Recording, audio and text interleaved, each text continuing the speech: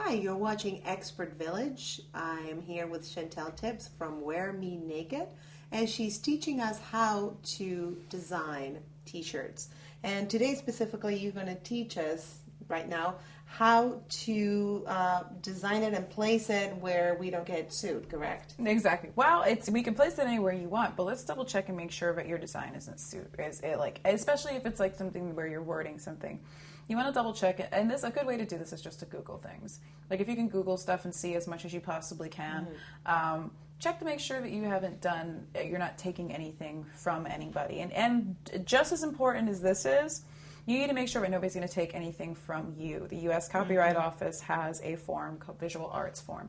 You want to make sure that you're sending off physical pictures of this. You also want to make sure that you have enough friends, enough pictures on your website. If you have your own t-shirt company, you want to make sure that you have people and evidence, pretty much. Not to make you, paranoid, but pretty much running a business is collecting evidence sometimes when it comes to creative property. You want to make sure if it ever has to go to court, which it may, that you have enough evidence on your side to prove that it was your artwork. There's nothing worse than feeling like somebody stole something you designed. And unfortunately, there are a lot of big companies. I don't think I can name them or I'd get sued, but I don't want to sit in court. But there are a few companies, and I'm sure you know who they are, that really steal from younger artists, and they alter the design just a bit. You want to make sure that you have enough fans or enough people or people that buy your stuff to get in there and go, they did it first. They did it in this year. I know that. I took pictures of them on their website. Wow. So cover yourself and make sure you're not stealing from somebody else. So do your homework, do your research, and make sure that you're copyrighted.